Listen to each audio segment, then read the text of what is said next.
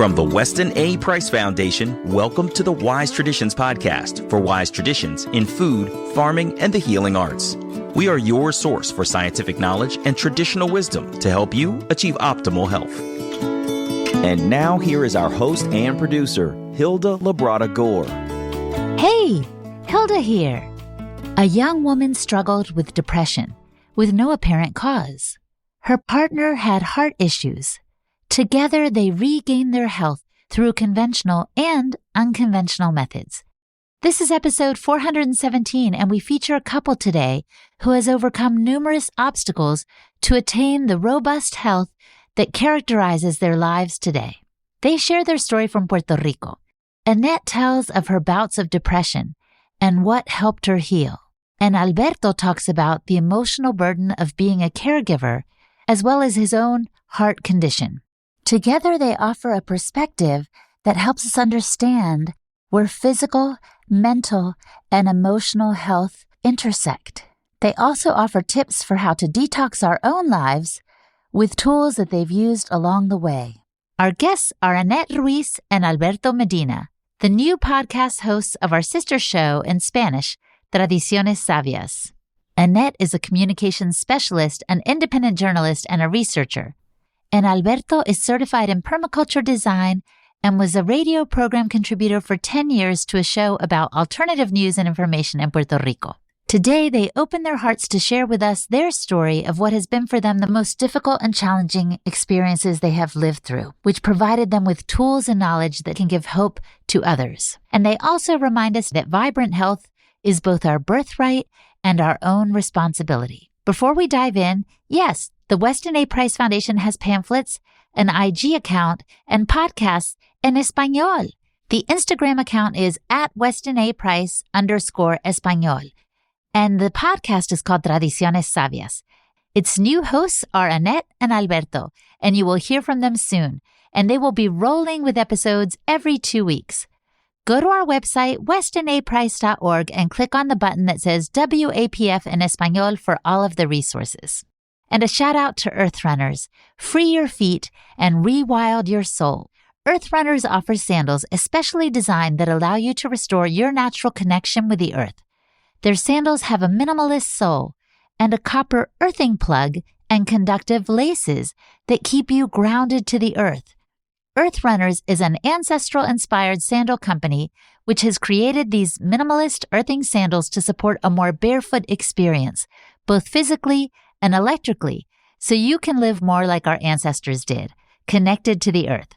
Go to earthrunners.com and use the code WISE23 for 10% off your purchase. That's earthrunners.com and the code WISE23. This is Hilda Labrada Gore, and you're listening to Wise Traditions. Welcome to Wise Traditions, Anette and Alberto. Hi, thank you so much for having us here. Hi, Hilda. It's truly an honor to be with you here. I met you some years ago at Polyface Farm, I think with Joel, and we started talking, and I immediately felt this heart connection because you all are in the same effort that the Weston A. Price Foundation is all about. It's like lifting up health and wellness. And for you all, your point of departure into this field was your own health journey. So Anette, I want you to tell folks about that kind of cloud of depression that came over you in 2016. Yes, in 2016, I started feeling like overwhelmed with day-to-day tasks and basic things. Like, for example, I could not concentrate as I used to at work. I was working full-time as a communications officer at a foundation in Puerto Rico. And I used to be very sharp and do a lot of different things. And I started feel like that cloud. It was like the mental focus. It was being shady. It was affected. Then also like my ability to concentrate, to remember things and memorize. And also like my intellectual capacity. I felt it was diminishing. So it started more like what traditionally is seen as just a mental health problem. At that moment, that was the first episode that I encountered of depression. It was clinically diagnosed by a psychologist. And how long did it last, and what did you do to address it? That episode didn't last long. It was just a few months, and it was considered like mild depression. So it was not that intense.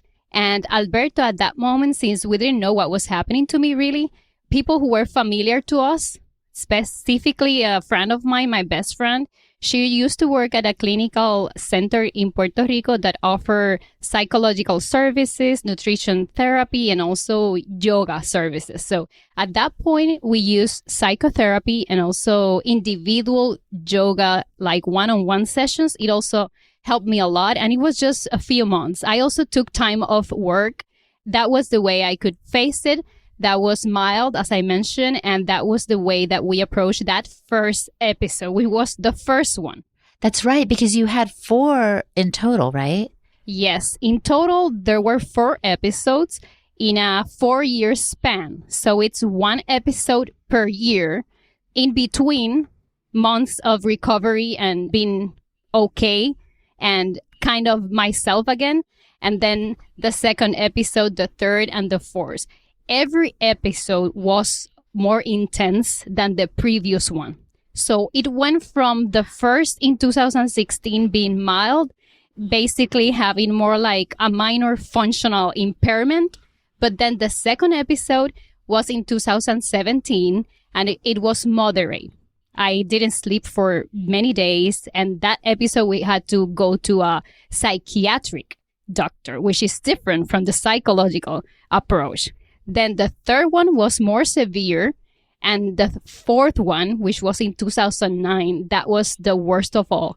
At that point, I felt totally numb. I didn't feel any of the desires for life or for everything that I used to do. And before all these episodes, I was a healthy person. In overall, I had healthy relationships.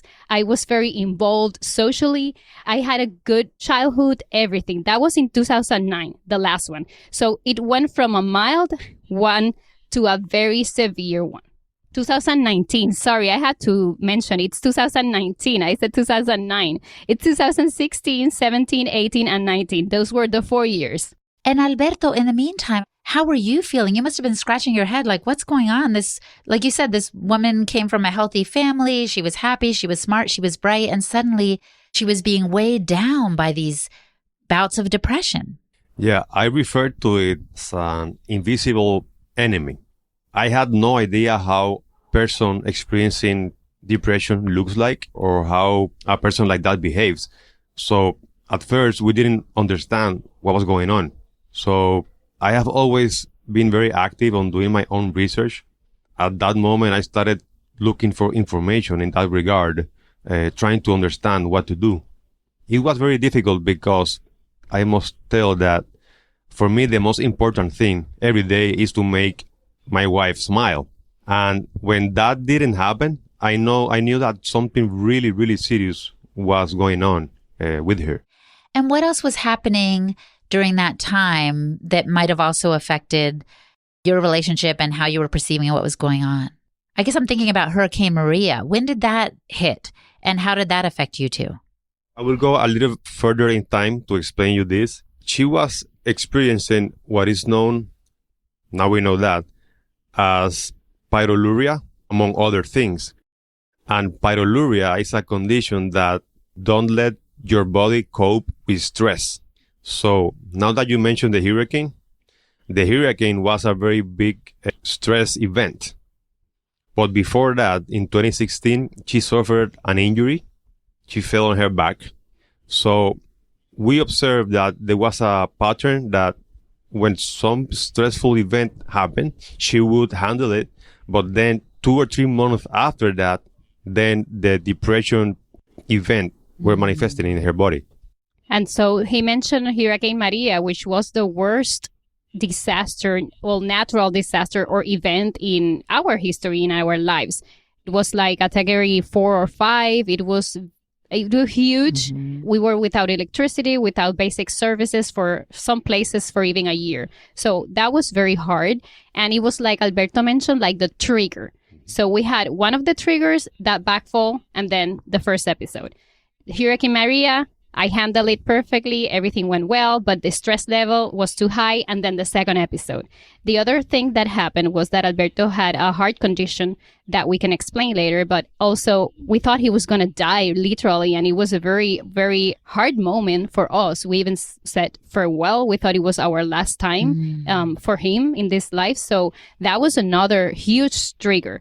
And among other things, but I would mention those three like events, like the stressors that since the pyrrole disorder that pyroluria that Alberto mentioned was like I could handle them, but then my body, my mind, everything was like that was the top. So I was always then in like a fight, flight, or freeze mode, but then into the collapse. I just collapsed, basically. Right.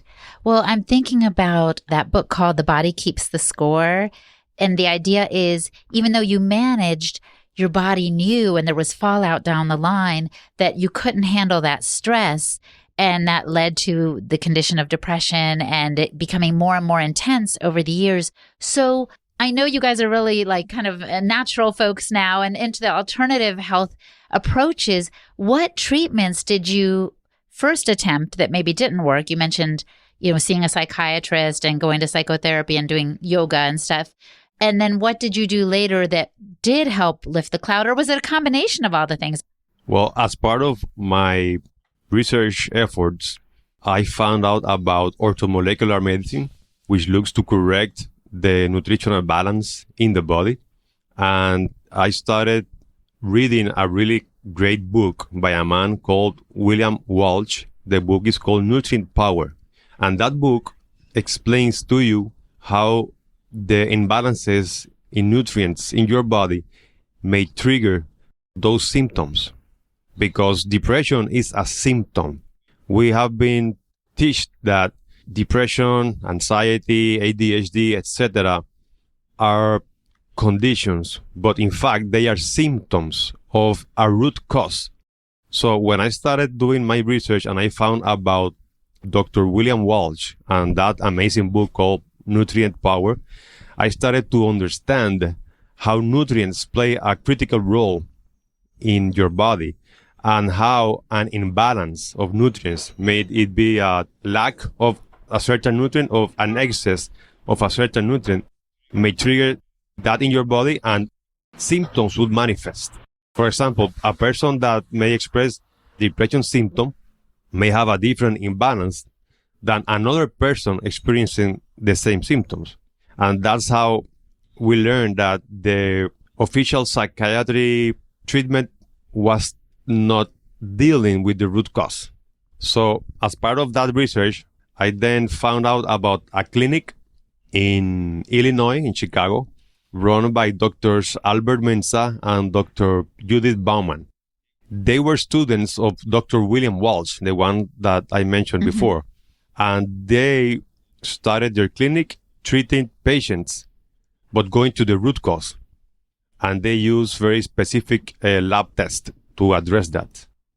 And in my case, what we discovered is that I had a lack of zinc and excess of copper among the pyrrole or pyroluria disorder. So those three combine, which we will get into a minute about what happened in my body before that to get to that point, of course. But that was the root cause for the expression that manifested in that mental fog that I had, the lack of initiative or the lack of feeling the way I used to, both mentally, emotionally, physically, and even spiritually, because we know we are multidimensional beings. So what is called mental health is isolated from physical health in the conventional way of thinking, but it's really all tied together and interconnected. So in my case, that multidimensional approach to treating and understanding the root cause that was that chemical or whatever nutritional imbalance that led to a biochemical imbalance that led to imbalance overall, okay? So it's like a pattern that Alberto just mentioned. Also, I found out about holistic psychiatric doctor in Puerto Rico, which also helped in a moment because at some point I used drugs, but then I also had to understand how to get away of those so my body could process everything in a way that is healthy. Of course, this is not a straitjacket, and this is my case and my journey, which is a very specific example, but everyone can be different, of course. Then we also found out about functional medicine, which also looks at like 5 or 6 areas of your life: body movement, exercising, sleep hygiene, your nutrients or what do you eat, your eating habits, and many other things. So that doctor also in Puerto Rico helped us through this journey. I also got back to basic things that I used to love. And because being in this rat race on what the society and what you believe it's success, I was focused on working on that full-time job and, being focused on working and then doing house chores. And I went away of basic things that I used to love and I'm passionate about, like dancing. So I got back to those like hobbies and writing. I used to write every day, and now I keep track of my journals and everything. But there was like a period of my life that I did not connect to those. So getting back to the point about the root cause, Alberto found about that clinic, and one part of it was that imbalance. But when we look deeper, and now after it's been a 7-year journey, after so many years, so many information that we were looking, so many specialists, not only doctors, but also other people treating ourselves more holistically, we understand that deeply root cause of everything in my case was my birth was a premature birth.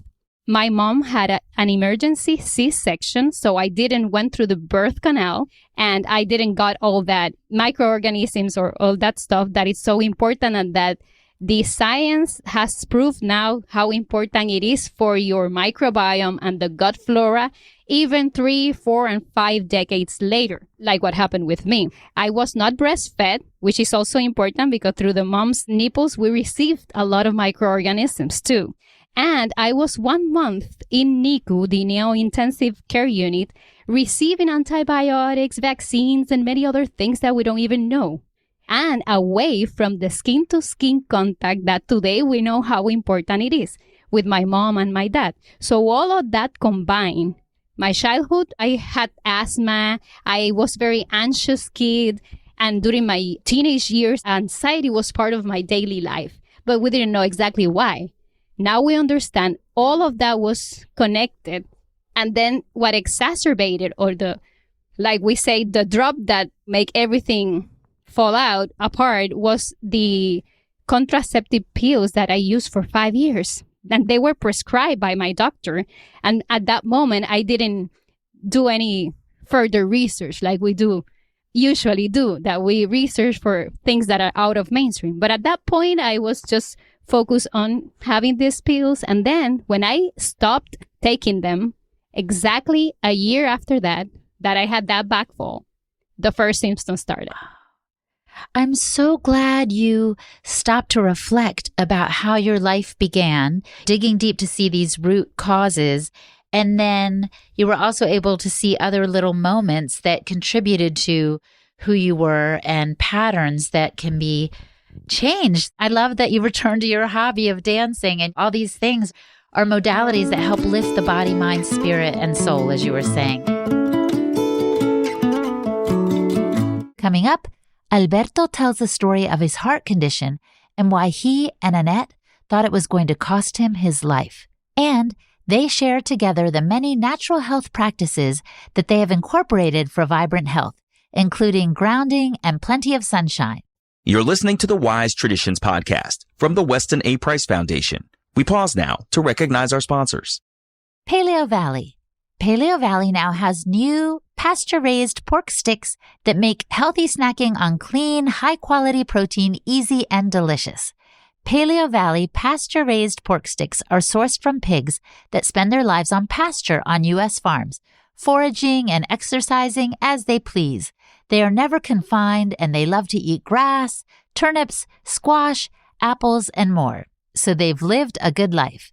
And Paleo Valley naturally ferments their pork sticks to preserve them without the use of citric acid, GMOs, or seed oils, so we can live a good life too.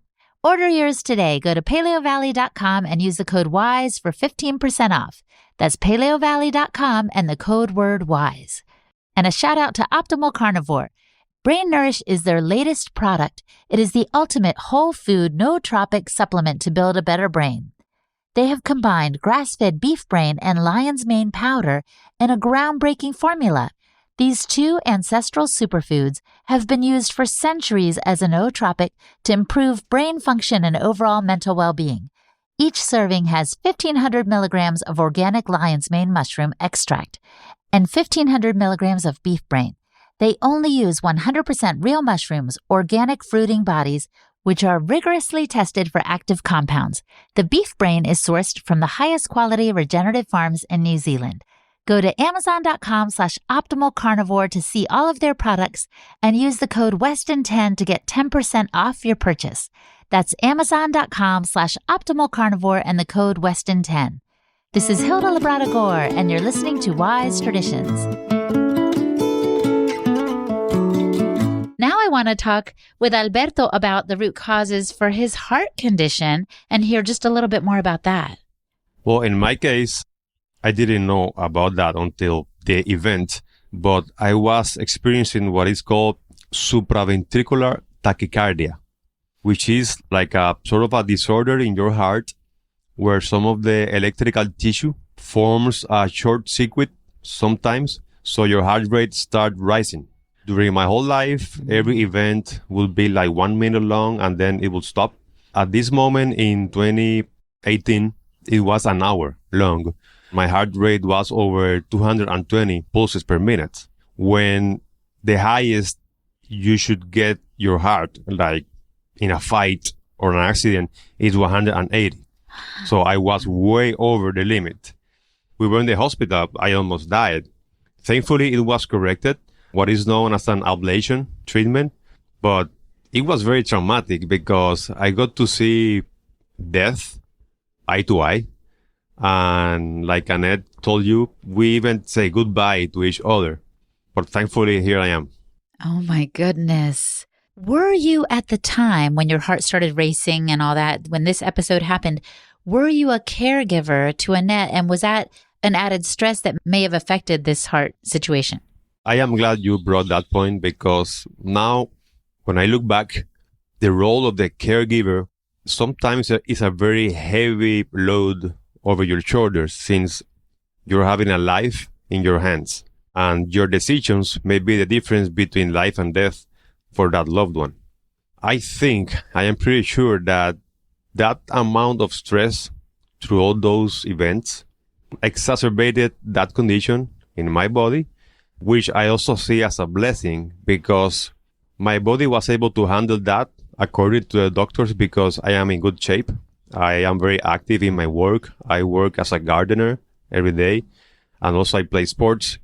But if that should happen to me when I was older, maybe my body could not handle that. So all this interconnection of events may be a blessing in disguise that happened to me at the right moment. And I had that experience at the right moment. So that's how I see it. Yeah. And I get the sense that, Annette, you see the trials and tribulations you've been through a similar lens, that you see it as an opportunity for your growth. Definitely. We have always, since we started dating, one of the key factors of being able to build our relationship is that we were very aligned in basic life values, including seeing life as a great teacher and as a school. We see ourselves as constant learners and we are always in gratitude, no matter what happens. And this is something that we were already like that before the 4 episodes that we went through with me and with his heart condition. But this took like another level. Our lives are not the same. People say in Puerto Rico, we are all before and after the hurricane because it changed everything and it puts yourself in a position to rethink your life. But in our case, aside from the hurricane, which we also experienced, we see ourselves in a different direction, completely changed. In my case, I see myself being reborn. And using the analogy of my birth and that trauma that we didn't even know that had all those repercussions and all those effects in my physical body, in my mental health, my emotional and spiritual path and health. I see myself, I am a different person, although I had many of the same feelings, passions, and values that I have today. I do feel lighter and healthier and more in peace with life, and more, very important, very present in the day-to-day, like fully alive now, which is what is important. And I used to live a lot, not in the past, which is another thing that a lot of people tend to go back, but not to recharge or to learn from our ancestors of their wisdom or something, but just to think about things they should have done different. No, I was always in the future, which is another way of life, like looking to what would happen and very anxious. Now, after this experience, I feel I have been carrying a lot of baggages that I am now free of them. You talked about how most people in Puerto Rico measure time by the hurricane, before and after, and that also there's a parallel in your own life before you got into the health and wellness idea that you could take on some new modalities that would help you reach optimal health. I want to ask both of you to share just some of your happy habits that have led to the place where you are now, just living vibrant, fulfilled, healthy lives. Well, most of our habits, we have been practicing them since 15 years ago when we started our relationship. So one of them will be no use of microwave at all for our food. Another thing that we started doing right away was we wanted to understand what was in our food. So we wanted to understand what was in those labels, all those very complicated names. So we bought a great book that has every single additive and preservative in the food industry. So every time we went to the supermarket, we were in a very active researching program, let's say. And every item we would grab from the shelf that we were interested in, we would look in the book. Let's say, what is nitrates? What is aspartame? What is MSG? What is Gero number 5? Most of them were toxic. So our grocery list started changing, and we remained only buying fruits, vegetables, meat, some dairy, and some grains. That's it. Another good habit that we apply daily is doing grounding.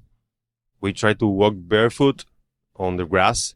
Very early in the morning, we try to look at the sun, not directly, but at the sunrise. So those, I think, are most of the important things we have been applying. That's beautiful. What about you, Annette? I want to add the non-toxic components, not only of food, but also in skincare products and makeup products or anything that you put in your body. And in my case, that was a journey also to learn that. And we started that even before my episode. So we have been, like Alberto mentioned, more than 15 years doing all of these changes, specifically with the skin products and also with cleaning products or anything, moving into more natural elements and things that are not toxic to our body. We can receive toxicity from the air, from the soil, from the water sources. So filtration systems and all that stuff is very important. Non-toxic thoughts and non-toxic relationships are also key habits. And another thing we started doing, now we have our own chicken flock. So we have our own eggs, and also we have our own garden, and we've been working very hard on expanding it so we can grow at least part of the food we consume, and we know what we put on it.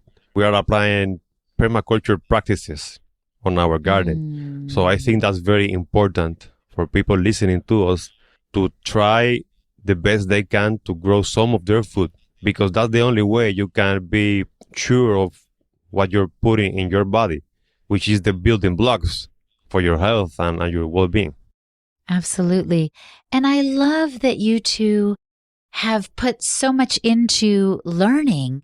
As a matter of fact, your little tagline is Eternos Estudiantes, like eternal students.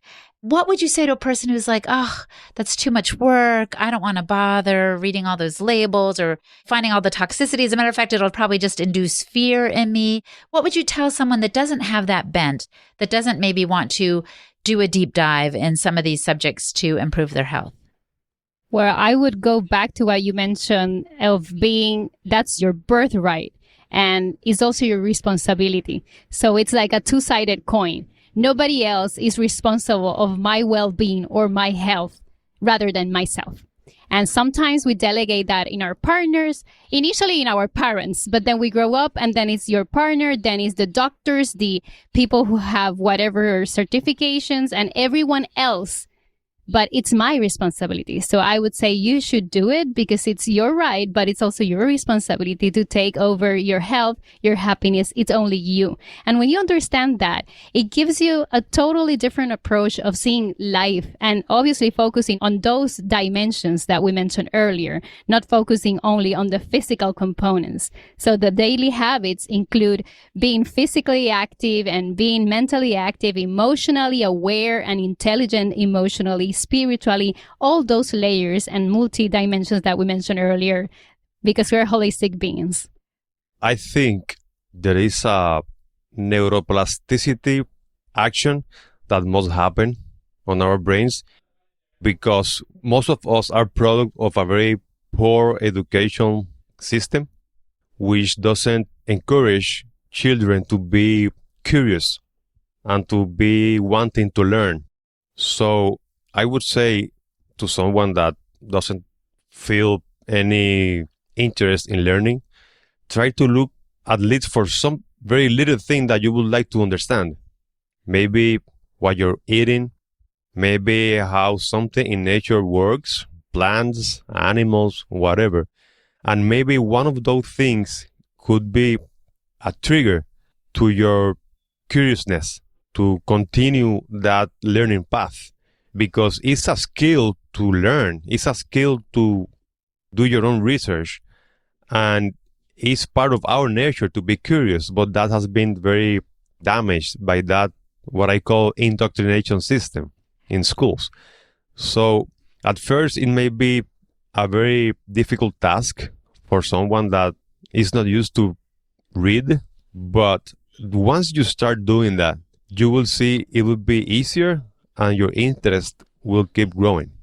Yes, we all have curiosity, but it's been tamped down. So to kind of re-plug into that, even if you're just curious, I wonder how that football player got that name. So you kind of look it up and you try to find out more about him and, oh, he was born in Nigeria or whatever it is. I don't know if there are any Nigerian football players, but the idea is you're curious about something.